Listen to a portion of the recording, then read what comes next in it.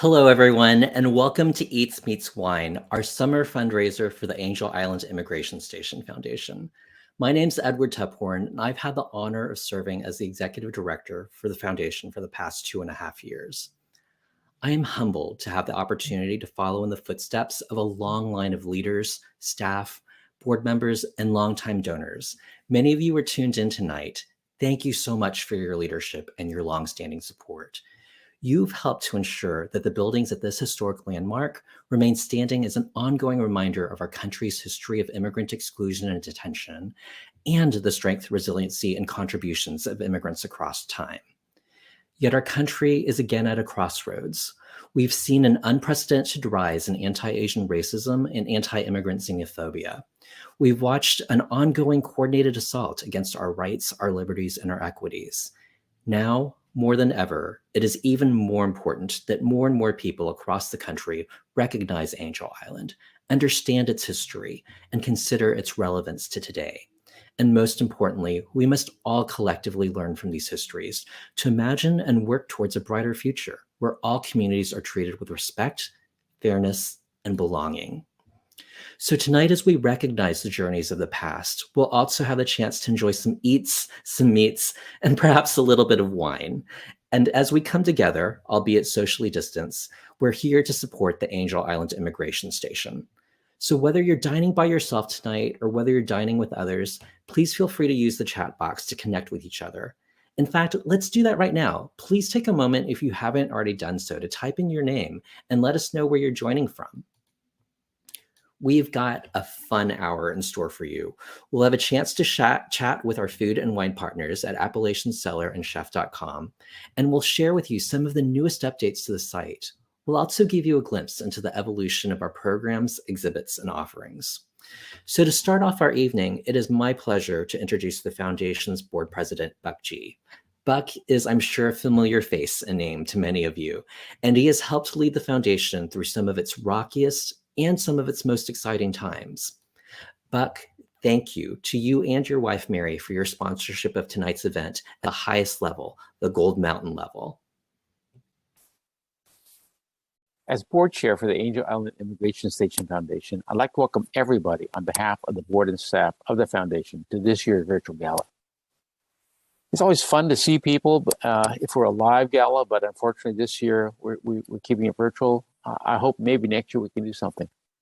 But it has been a great year for the foundation. We finally opened up the Angel Island Immigration Museum. If you have not seen it, you should go. It tells the stories of past and present, and the themes that immigration has brought to this country for the last 150 years. Immigration is still a topic in this country that's important. As late as last week, a congresswoman yelled to a crowd, "Go back to your own country." We tell the stories that show that America has been always a nation of immigrants, always has been, it is, and probably always will be a nation of immigrants. And those are important to help people understand, so people understand this is our country. I'd like to thank everybody for contributing to allow us to do the work the past year and continue in the future. In particular, I want to thank the major sponsors. I can't name everybody, but I do want to recognize a few. The Gold Mountain sponsor, the Kresge Foundation, Immigrant Dreams sponsor, Jerry Yang and Akiko Yamasaki. Here are Voices sponsors, Doug Luchin and Kathy Cochin, thank you. Milton Chen, Ruth Cox, and W.K. Kellogg Foundation. As well as the Heritage sponsors, Claudine Chang, Connie Young Yu, Darlene Chu Bryant, Priscilla and Henry Durr, Catherine Toy and Tony Tam, along with Sonny and Jennifer Lula. And finally, in terms of the naming people, legacy sponsors, Dr. Gary and Nobuko Setu Cleary, Ed Tephorn and Dean Leary, Natalie Huen, Po Kang Wong and Maria Liu, the Parachi Siddiqui family, as well as Win and Mike Chang. Thank everybody. But also thank everybody I can't name, and it would take the hour to name everybody, so forgive me for not doing, but thank you for your support. It's allowed us to make great progress last year, and we hope you continue to support us in the future. Thank you.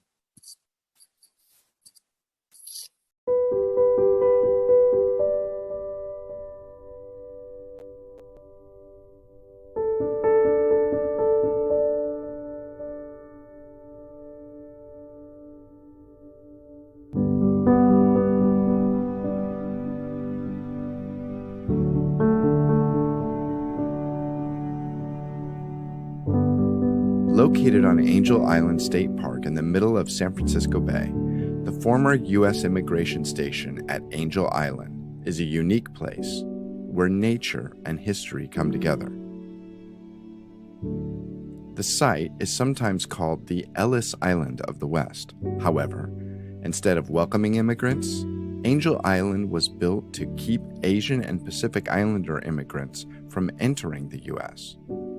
Over 500,000 immigrants from 80 different countries were processed or detained at Angel Island from 1910 to 1940. Today, the restored site is a National Historic Landmark.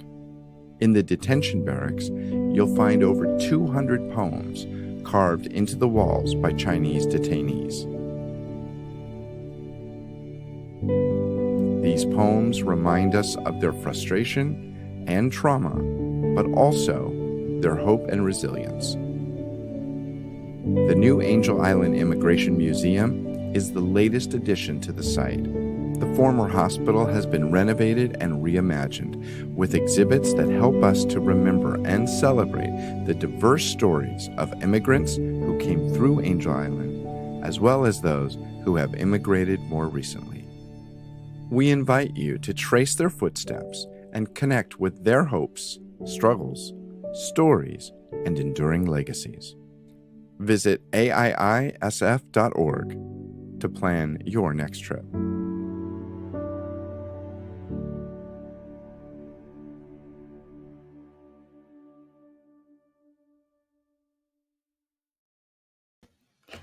Thank you again, Buck, and to all of you who are sponsoring tonight's event and all our donors. For those of you who are joining for the first time, I hope that this video gave you a glimpse into the history of Angel Island and its important relevance to today. I hope it also gave you a little bit of an example of what you have to look forward to when you come back to visit the Angel Island Immigration Station. For all of you who are watching tonight, let me ask this. When was the last time that you visited the Angel Island Immigration Station?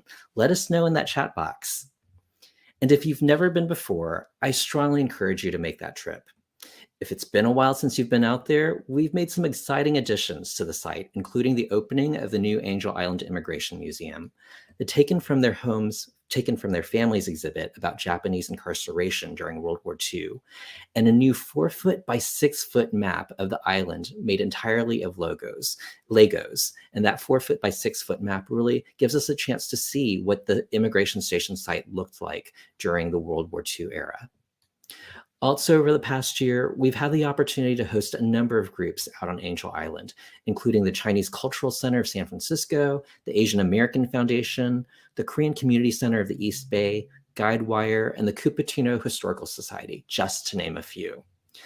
And while we have not returned to in-person programs in full force just yet due to the pandemic, we wanted to take a moment to highlight an event that we co-sponsored on Angel Island last November. This work that you are about to hear is entitled Angel Island Oratorio. It was written by composer Wang Ro and is based on the poems carved into the detention barrack walls at Angel Island. And I have very vivid memories of standing in the detention barracks, listening to the musicians perform this emotional, evocative piece. And I hope that by listening to this video, it just gives you a sample, a taste of what it was like to be there at that performance. We hope to bring many more performances like this to Angel Island in the future. So sit back and please enjoy this excerpt performed by the talented Del Sol Quartet and Volti.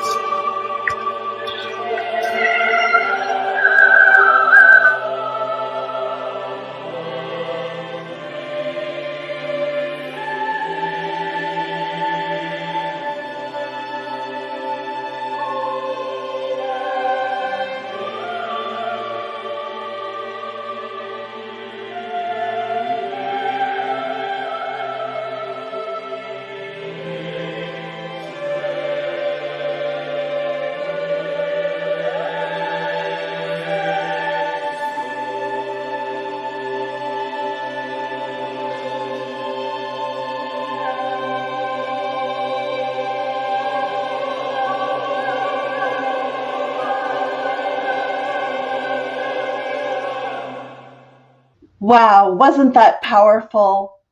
Good evening, everybody. My name is Win Chang, and I'm currently serve as a member at large on the Foundation's Executive Committee. As one of the co-chairs for tonight's fundraiser, I hope you're enjoying some delicious food. And for those who ordered the Niku Steakhouse, you should have received a bottle of the Appalachian Cellar wine. Appalachian Cellar is an immigrant-owned winery located in Napa Valley, and I'm so excited to speak with Yvonne Zhu. She's the founder and owner of Appalachian Cellar. And Yvonne, thank you so much for joining us today. And how are you doing tonight? Oh, you're on mute right now. Yvonne, you're on mute. You have to unmute. Okay, can you hear me? Yes, I can hear you now. Wonderful. Well, I have been very excited today. I have been looking forward to meet everybody in this event. And how's everybody doing? Well, we are so excited that you're here. And you know what, Yvonne, I'd love for you to share a little bit about your immigration story. Kind of tell us where you immigrated from and maybe why you immigrated to America. Okay, that was back to 2002. I was studying in Guangdong University of Foreign Studies, and which was the top 3 university for legal studies and foreign studies too. So at that time,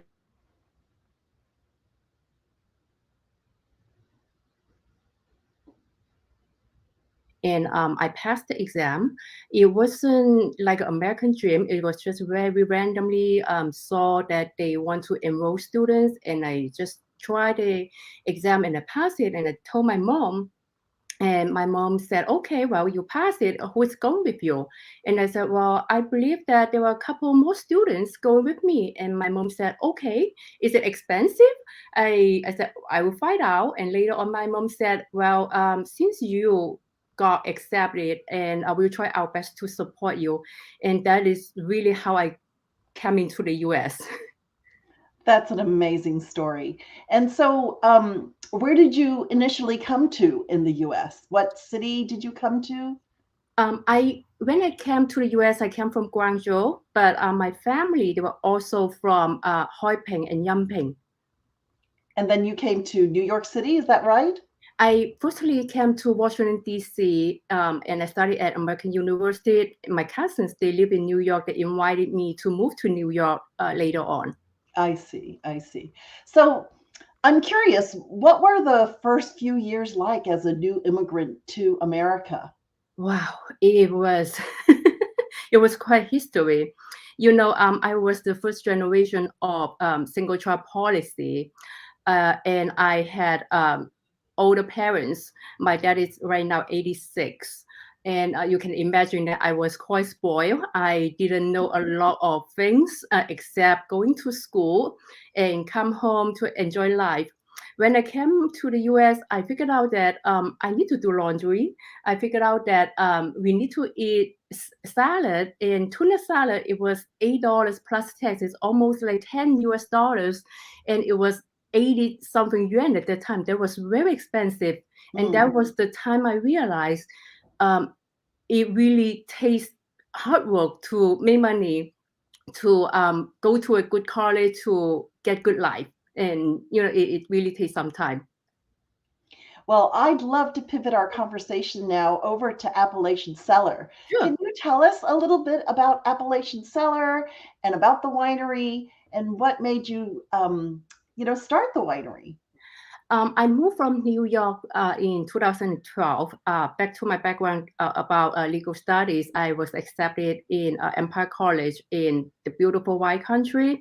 And because I moved here, a lot of people that I know in the industry, and my friends came here, they tasted California wine, they want to be in this business, and they asked me if we could. And that's basically how I started to learn from all the vineyard owners and winery owners. And later, and from the beginning, I exported wines around the world, especially China. And from 2015, I started to learn and shadow in cellars, doing vineyard works, and start my winemaking. In 2018, I started my label. We make wine now in St. Helena in a cave in Napa Valley, and we sell our wine in 5 countries now. Fantastic. Can you tell us a little bit about the wine that we're having and serving today? Oh, wonderful. I believe that everybody are going to really enjoy. Let's start with the white. That is a selected Gewürztraminer semi-sweet style that I blended, that I prefer, especially to pair with Asian wine. I mean Asian food. Gewürztraminer is a gourmet variety, and that grape was, of course, from California, from a hillside vineyard. The beauty of Gewürztraminer is that it smells like rose. It tastes like lychee.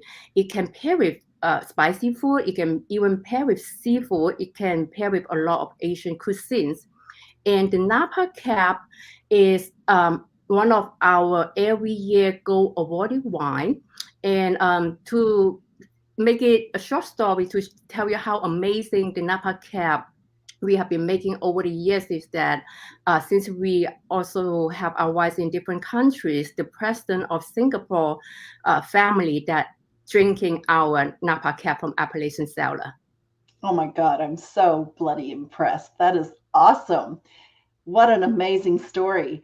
I'd love for you to share with our viewers, if they love the wine so much, where can they get more?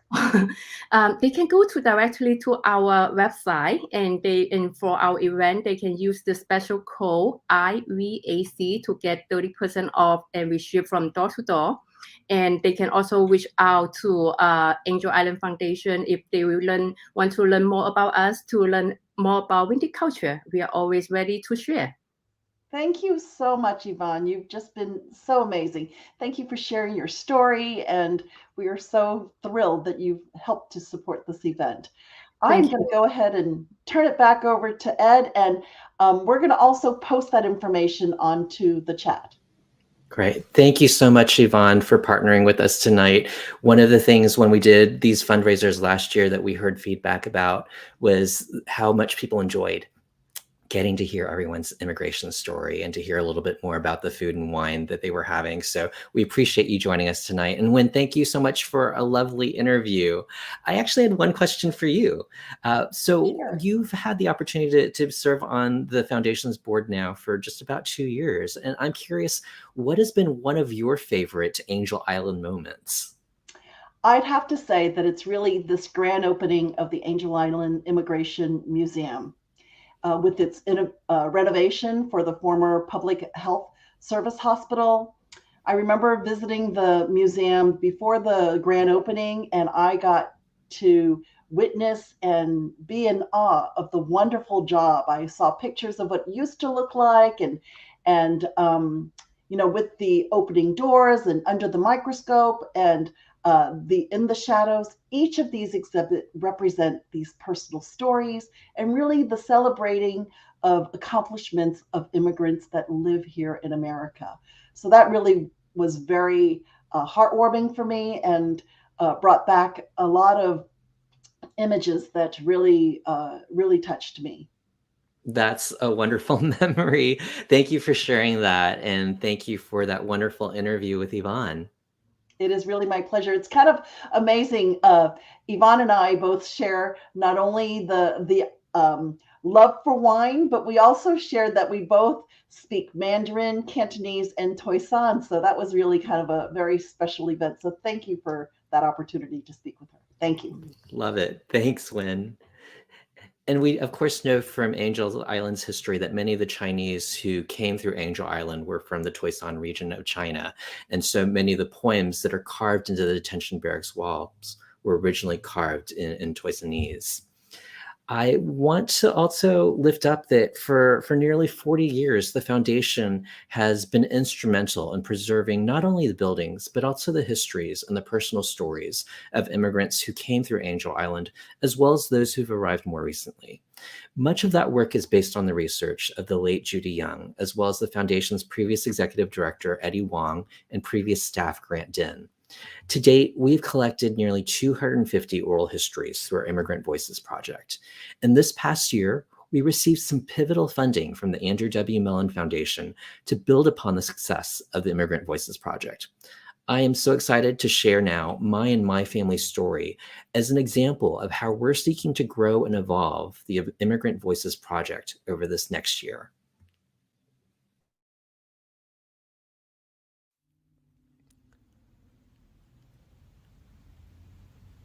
My mother and father first immigrated from Thailand to Connecticut in 1971.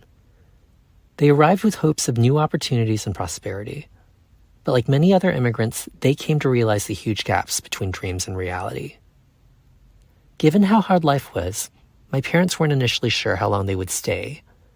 So they flew back to Thailand when my mom was pregnant with me so I could be born with Thai citizenship.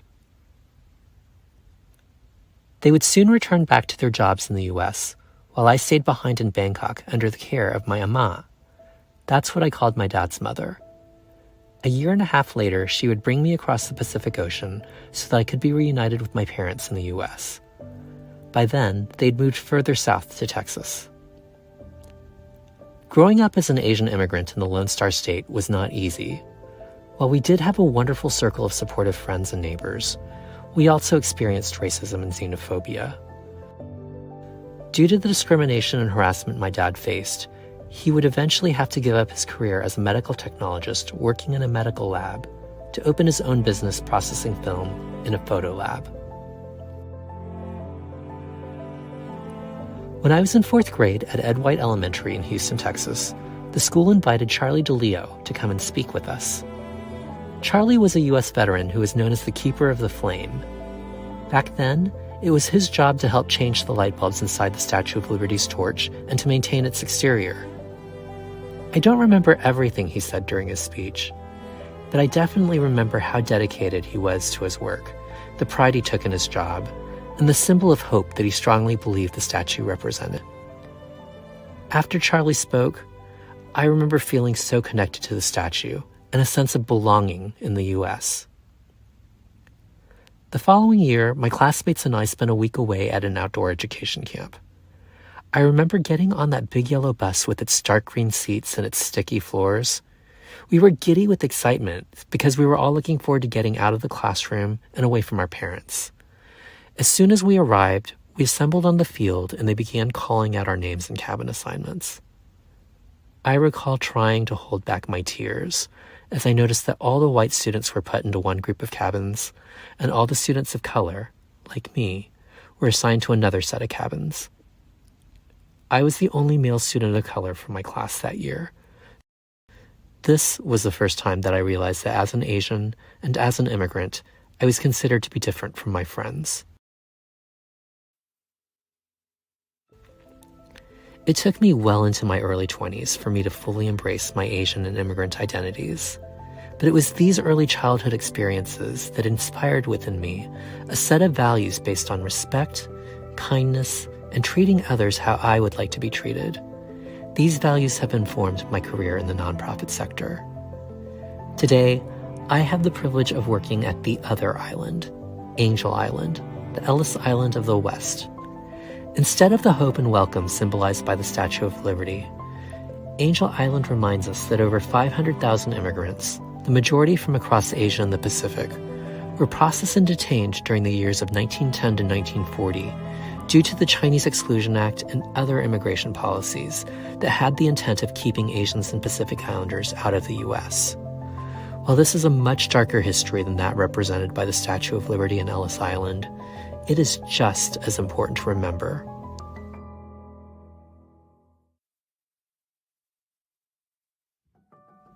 Although my own family didn't come through Angel Island, as an immigrant, I feel a deep sense of personal connection to its histories, its stories, and its continued relevance to our nation and to the world today. And that's why I hope to carry on my job at Angel Island with the same level of dedication, pride, and hope that Charlie DeLeo possessed for his.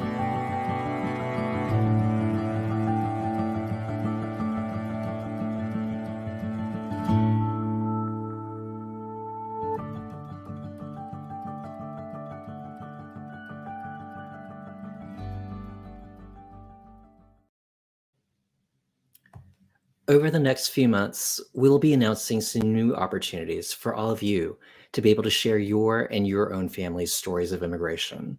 Whether you or your ancestors were processed or detained on Angel Island, or whether, like me and my family, you came to the US after Angel Island closed, we would love for you to share your voice, your photos, your videos, your stories. All of us can no longer remain on the sidelines. We cannot remain silent. We have an opportunity to leverage the power of stories to educate, to connect, and to inspire. Because still too many people do not know about Angel Island, and too many mistakenly believe that the racism and xenophobia that we've seen over the last 2 years are new. They are not. They have deep roots that trace back to Angel Island and before. And those who don't learn from history are destined to repeat it. And there's no opportunity for others to learn about our history if we choose to remain silent.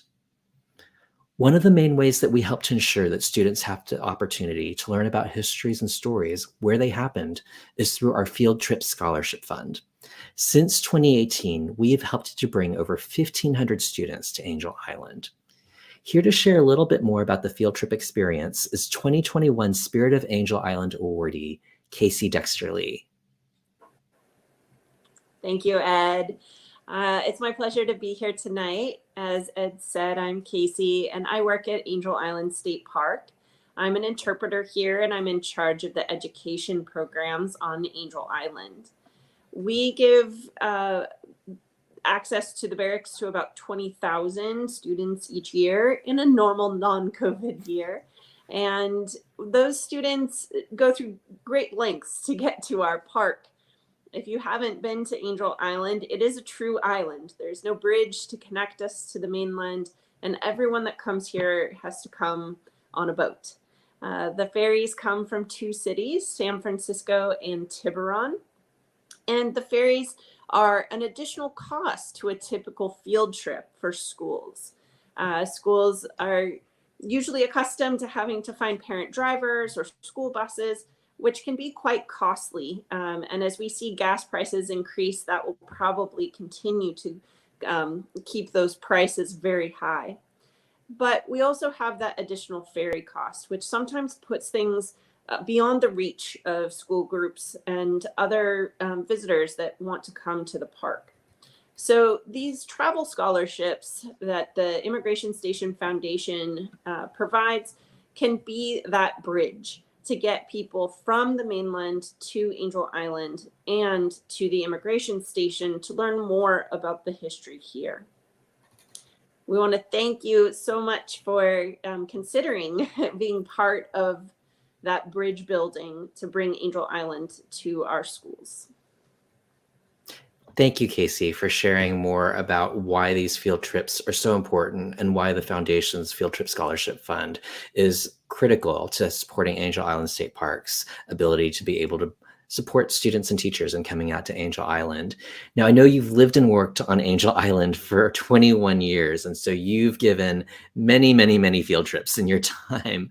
I'm curious, is there a moment that might stick out for you in terms of an interaction or a memory where you really saw the impact that these field trips can have on young visitors? You know, I've seen many, and that's what's so great is those impacts happen every day.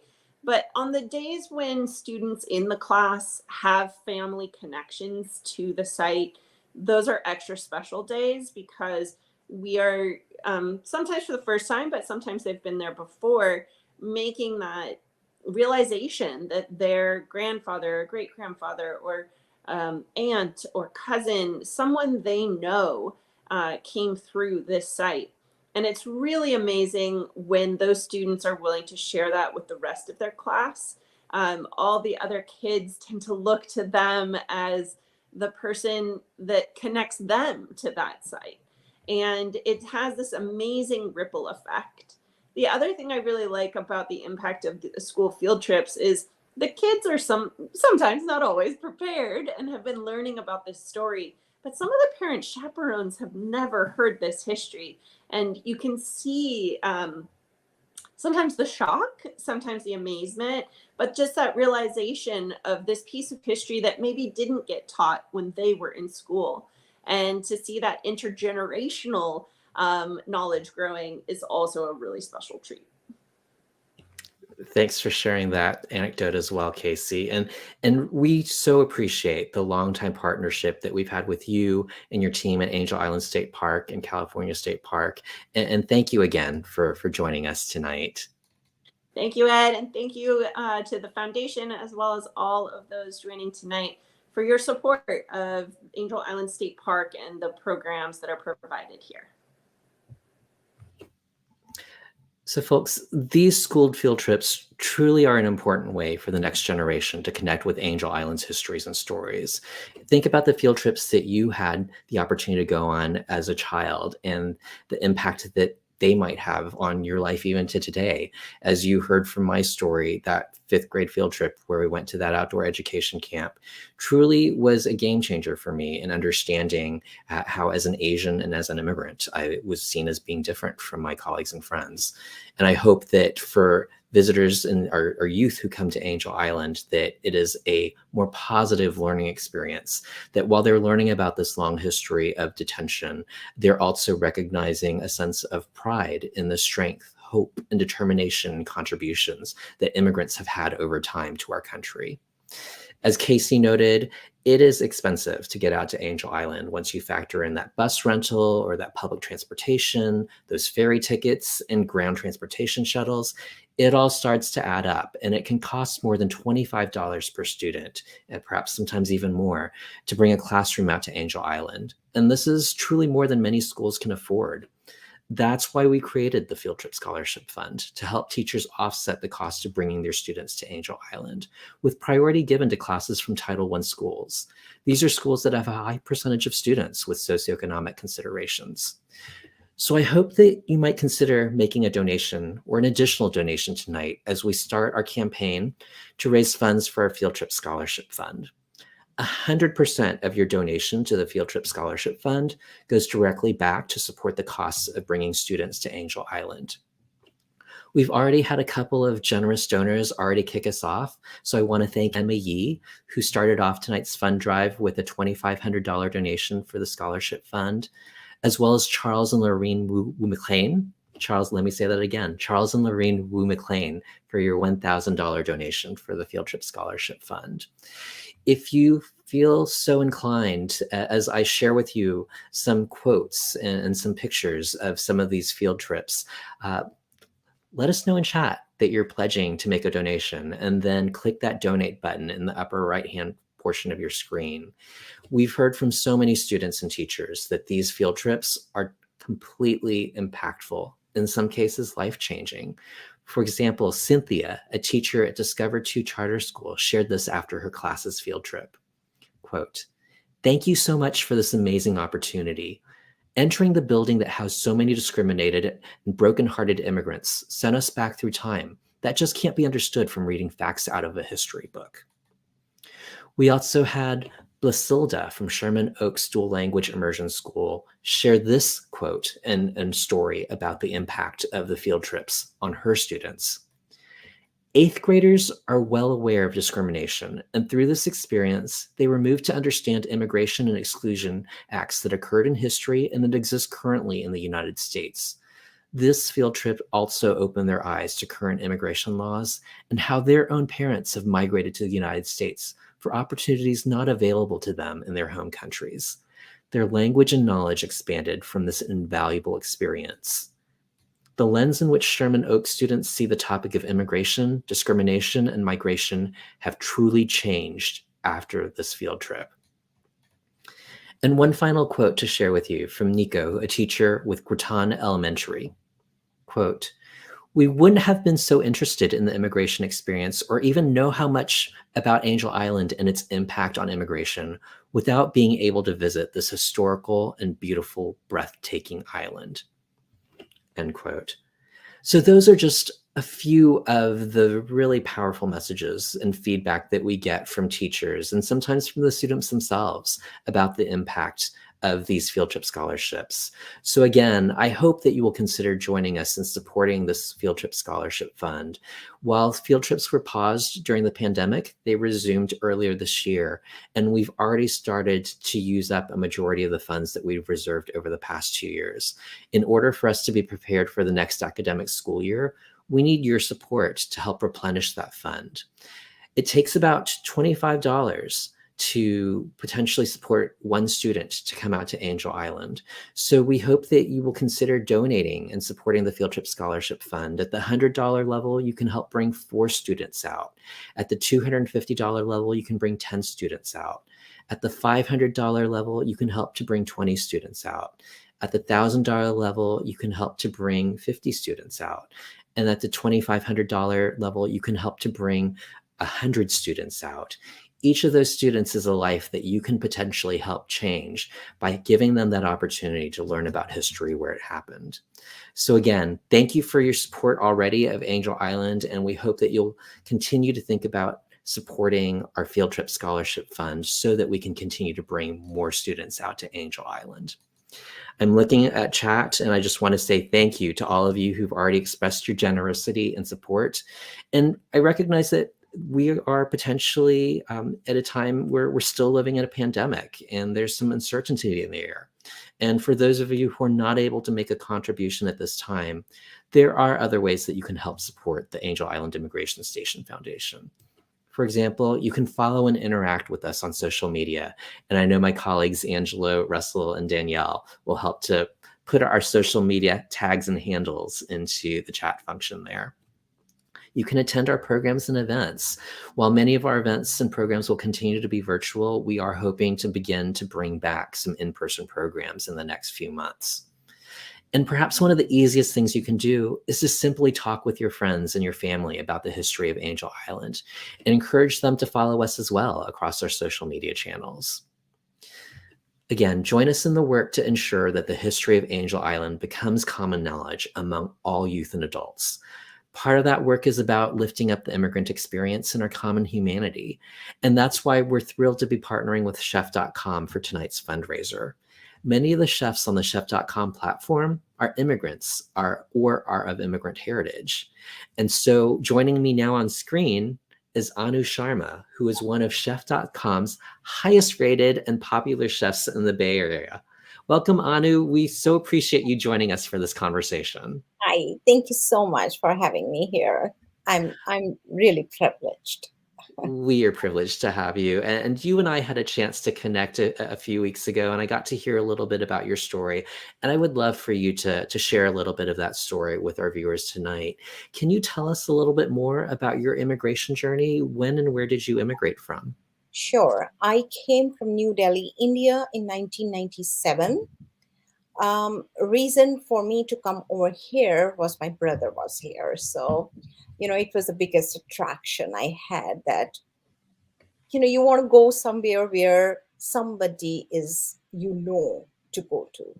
So, so my brother was here from 1980.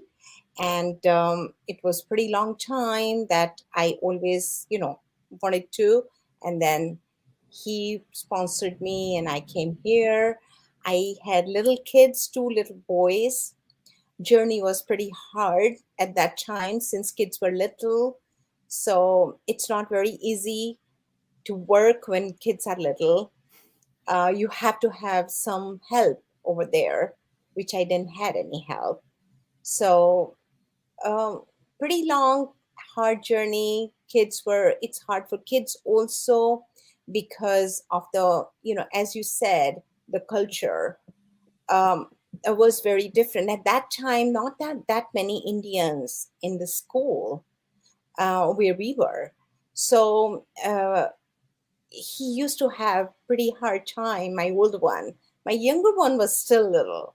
So older one was in elementary school at that time. So he had to face pretty much the same as you saying, like a difference between white kids and the Asian kids.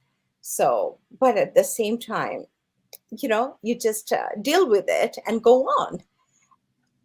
Right. And unfortunately, that food bullying that your son experienced, where he perhaps got teased for the foods that he brought from home, or how he Absolutely. dressed, or how he looked, Absolutely.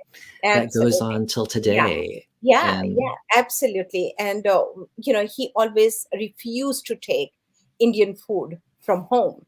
He always used to say, "I don't want this. I want either peanut butter jelly or the chicken sandwich." So at that time you don't realize, since you're home and you haven't faced all that thing, so you will say, "Why you don't want to take it?" And he used to say, "No, it smells bad. I don't want it." Obviously, it's just like, because other kids over there are just pointing it, you're smelling bad or whatever. So I'm sure that was the thing there. Yeah, yeah. So mhm. and Anu, I can only imagine what that journey was like for you as also a mom of two young kids. When you first arrived here, what did you miss most about India? Obviously my mom, who was there back, and your food. Food is the most thing that you miss. And being vegetarian, it was very hard for you to go out and eat. Like at that time, not that many options, vegetarian options out there. So making food at home was the best thing. And at that time also, I used to make my own spices at home, bring bring it home, roast them, make grind them and make that. And I used to cook at that time also at home. And like kids, boys who are like from H1, they are moved here, and they used to love that food because it's a homemade food. It's like what you can get it not here and back home. And if you're getting that kind of food at you know right there on your table, that's what you want, and that's what. Exactly. Yeah. Yeah.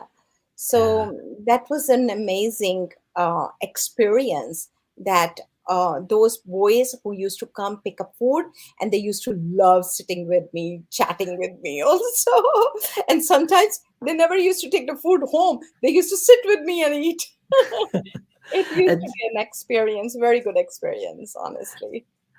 I know you're so right that food plays such an important role for so many of us who are immigrants or of immigrant heritage. It can remind us of our homelands. It can help, Yeah, for example, in your story, be a pathway for entrepreneurship. Can you absolutely. share a bit more about the restaurant that you used to own with your husband and what's it's Yeah. been like for you cooking now with chef.com?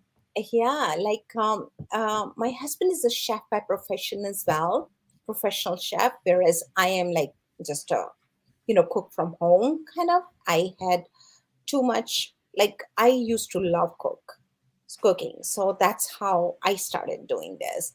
But he is a professional chef, and then we opened a restaurant in Danville, California, in 2002.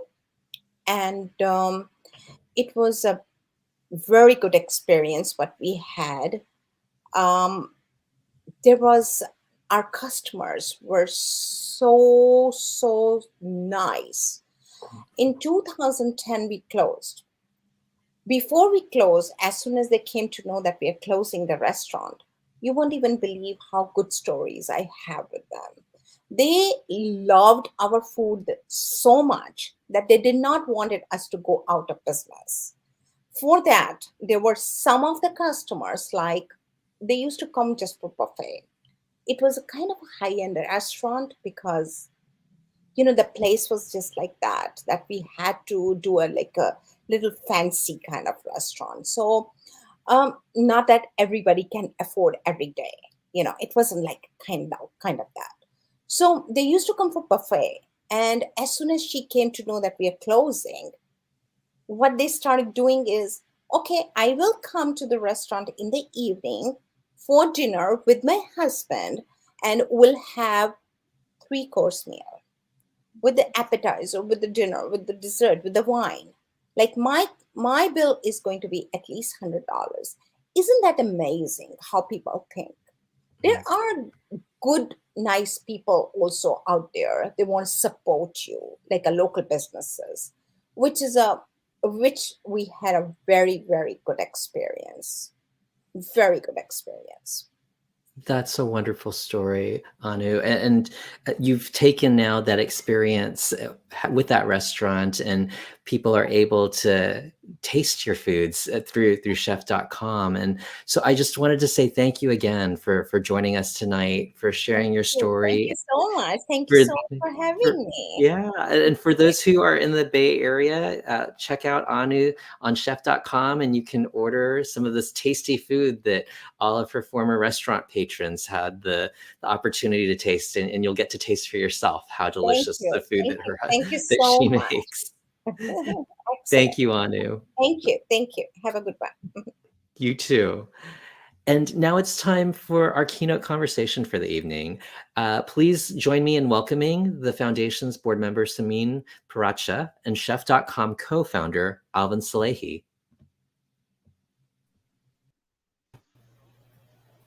Hello, everyone. My name is Samin Paracha, and I'm one of the co-chairs for tonight's fundraiser. With me is Alvin Salehi, co-founder of Chef.com. Alvin is the son of Iranian immigrants, and he previously served as a senior technology advisor at the White House under President Obama. Alvin, thank you for joining us tonight. Thank you so much for having me. So as you can see, there's a theme today with all the guests that we've had on. It's a sharing of our stories. So your parents left Iran around the time of the Iranian Revolution. Can you share a little bit about what it was like for you and your family living in Orange County? Absolutely. Yeah, absolutely. Just hearing Chef Anu recount her story, there's so many similarities with the immigrant story, right? And the immigrant family. I still remember when I would take homemade Persian food to school, there were definitely people who would say, "What are you eating? What is that?" And of course, as a kid, all you want is that turkey sandwich or that Lunchable or whatever that might be. Where in hindsight, as adults, it's only now that we realize the value of an incredible and thoughtful homemade meal. And, when I was growing up, my parents, they came here from the 70s, as you mentioned. And like most immigrants, they had to rebuild from scratch. And that was a very difficult experience. And they barely had anything in their pockets, very little English language skills, and they had to just figure it out. And when I think about that struggle, it is incredibly inspiring to know that they were able to come here, transition, and rebuild, but it definitely was not an easy experience. I actually grew up in a motel most of my childhood, from around the age of 3 all the way up until I went to college.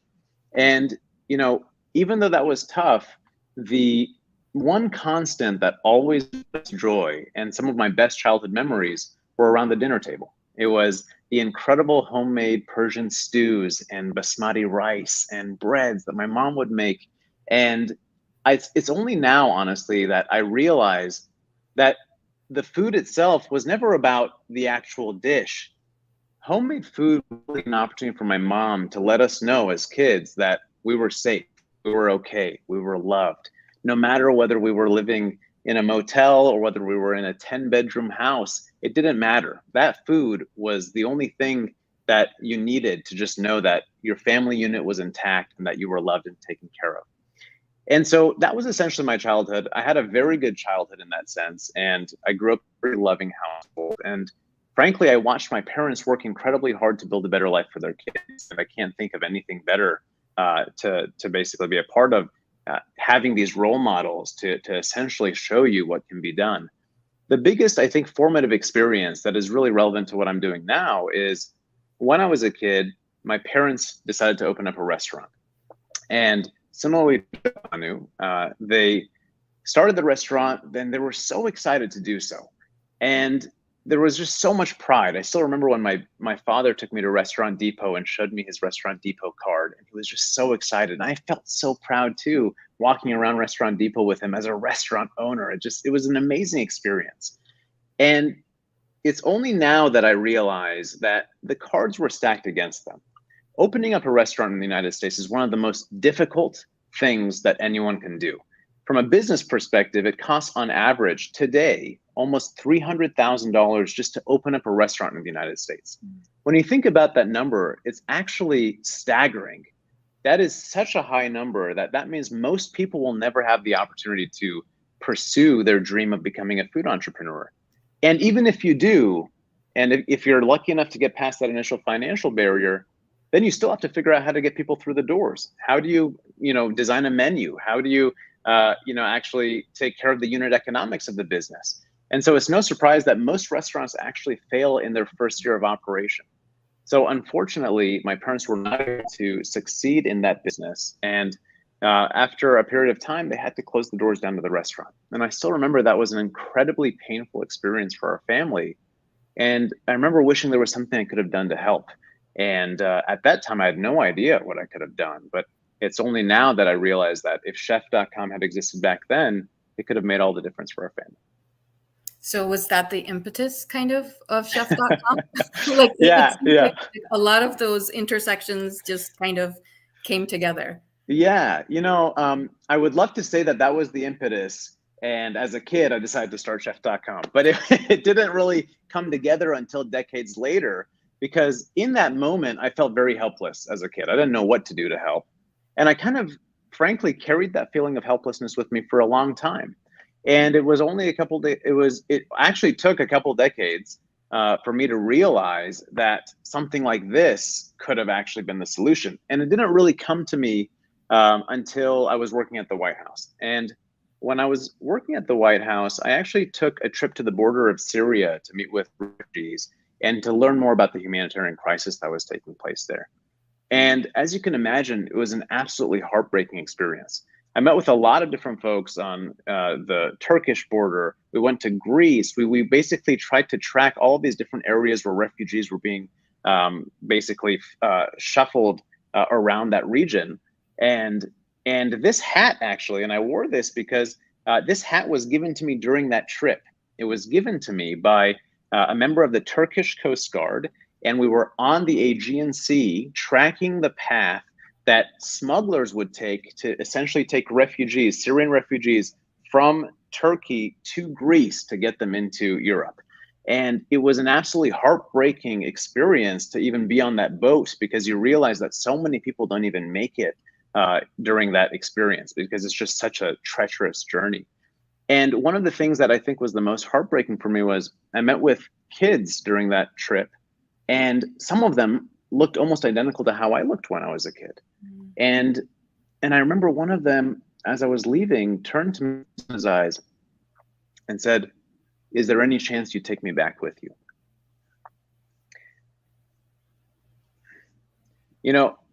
When I think about it, it's still difficult to recount that story because that kid looked almost identical to my little brother at that time. And all I wanted to do was just be able to tell him, yes, like I wish I could take all of you with me. But there was nothing I could do in that moment. And so when I came back to the States, I was so motivated to figure out if there was anything that we could do to help immigrants and refugees transitioning to the States, just like my parents had decades prior. And that's when I started going to meetups, and I started speaking with immigrants and refugees directly. And I started hearing the same stories over and over again. It was some version of, I have 3 kids at home. I have a spouse who works 2 jobs just to put food on the table. I wish there was something I could do to help. I wish I could drive for Lyft or Uber. I wish I could do Airbnb. I wish I could go work at a restaurant. But I literally can't leave the house because I can't afford to pay daycare. Mm-hmm. I was like, okay, so what do you do throughout the day? And when I would ask that, they'd say, well, we take care of our kids and we cook. I was like, well, this is a no-brainer. I mean, we all know that homemade food is the best food in the world. There's nothing better than a delicious homemade meal.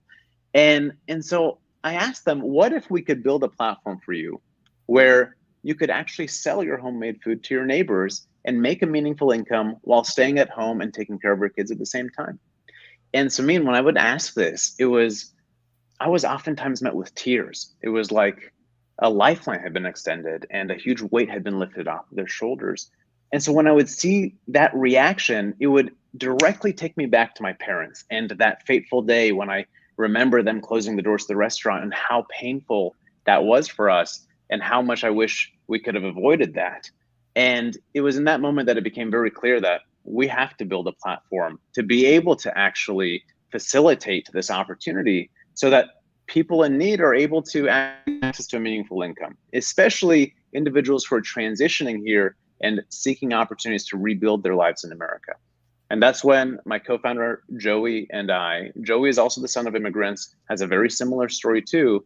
It became very clear that this was the way to do it.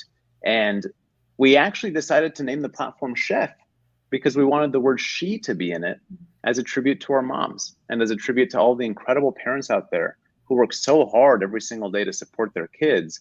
And so we figure it's finally time for us to return that favor and work hard every day to support them. Thank you so much for sharing that. That's an amazing story. I was going to ask you about, like, why did you choose to do chef? Was it because CHEF was already taken? No, there was a little bit more meaning. More thought and meaning to it. That's great. So we're still in a pandemic, right? Yes. Even though at times we hope or we kind of wish ourselves out of the pandemic. A lot of things came to light, right? Like the broken systems. And unfortunately, as Ed had mentioned in the beginning, there was an increase in anti-Asian hate and just like an increase in racism and xenophobia. Yeah. Has any of that affected your plans for chef.com or any of the services that chef.com provides? Look, I mean, the pandemic was a huge inflection point and shift in our business. When we first started the platform, as you know, our focus was primarily on immigrants and refugees. When the pandemic happened, millions of people were out of work overnight. And so very quickly, we had to adapt. And in addition to serving immigrants and refugees, we had to really double down and identify how we could help as many people as possible. What can we do to help laid off restaurant workers? What could we do to help feed frontline healthcare workers? There's so many individuals on both sides, people who needed access to some sort of economic opportunity, and then people who needed food and weren't able to go to a restaurant or didn't feel safe leaving their homes. And so that's when we began expanding quite rapidly so that we could provide this relief to as many communities as possible. And very quickly we saw this really make a big impact. We had individuals who were able to avoid homelessness by cooking on our platform.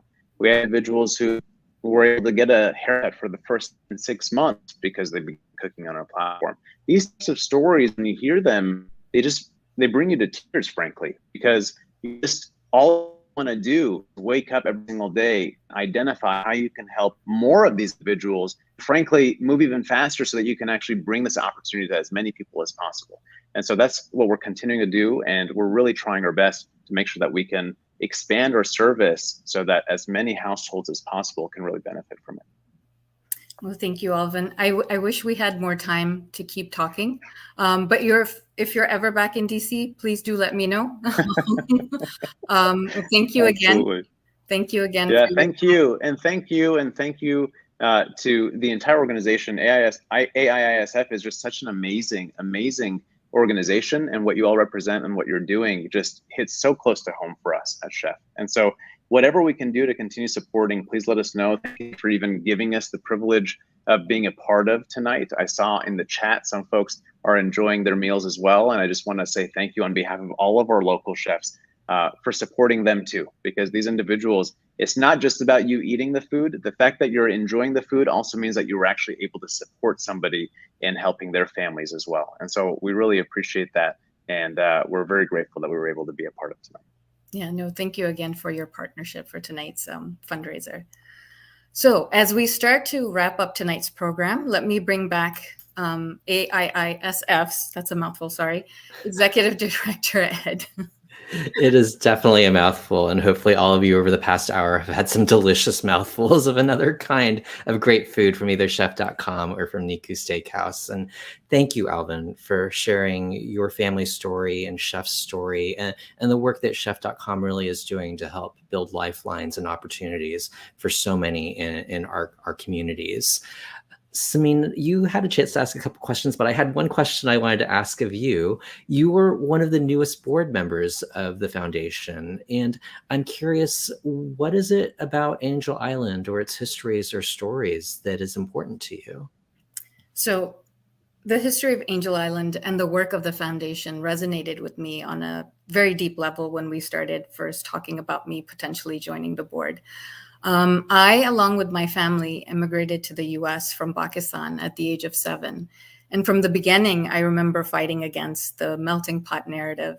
I was very proud of my heritage, culture, and faith, and preferred the salad bowl analogy, where the beauty of my new home came from respecting, admiring, and leveraging the strengths of all the different communities that were part of America. It actually took coming to work at the Smithsonian Asian Pacific American Center for me to learn about Angel Island. My time at the Smithsonian was powerful because it allowed me to understand our nation's history through the lens of the collective experiences of Asian immigrants and Asian Americans.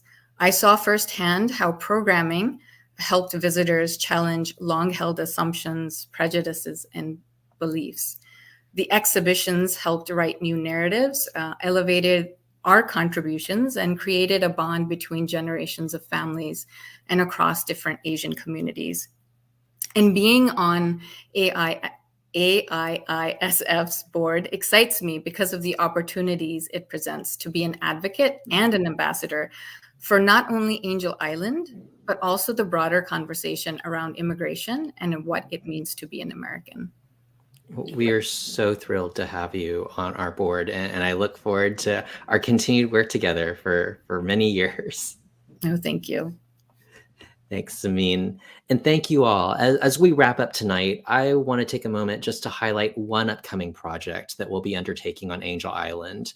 For those of you who've been out to the site over the past decade or so, you might remember that during the last major rehabilitation of the site, we were able to create outdoor terraces where the administration building once stood. Back then, however, we didn't have enough budget to pave those terraces, so we covered them with gravel. Unfortunately, with time, that gravel is getting tracked onto the wooden stairs and into the buildings, and it's wearing away part of the floors. So in the coming months, we'll be launching a small capital campaign to pave those outdoor terraces. This will also create some new opportunities for families, organizations, and even businesses to have their names temporarily engraved on the site, which is a rare opportunity in the state park. So please stay tuned for some details. Now, as you all know, it takes a village, and part of my personal village is my husband, my parents, my brother, and I want to thank them for their support to allow me to do this work. And for the past 2 years, my professional village have been the staff of the Angel Island Immigration Station Foundation, and that staff consisted of just myself and Russell Nauman, our senior manager of operations and exhibits. Thank you, Russell, for being such an important part of our foundation's village. And I know both Russell and I are absolutely thrilled that we've been able to grow the village with the recent addition of 2 new staff members, Angela Rosales, our new admin coordinator, and Danielle Wetmore, our new program manager, who makes her return to the Bay Area after nearly 10 years at the Tenement Museum in New York City. Deep, deep appreciation as well to the entire Angel Island Immigration Station Foundation board for their leadership, including tonight's event's co-chairs Darlene Chu Bryant, Win Chang, and Samin Piracha. So on behalf of all of the board and staff at the foundation, thank you for tuning in tonight and for your ongoing support of our efforts. For those of you who have not had a chance to contribute yet, please consider doing so and join our effort to keep history from repeating itself. It's been a pleasure, and I look forward to seeing you on our future programs, our future events, and hopefully out on Angel Island. Have a great evening, everyone.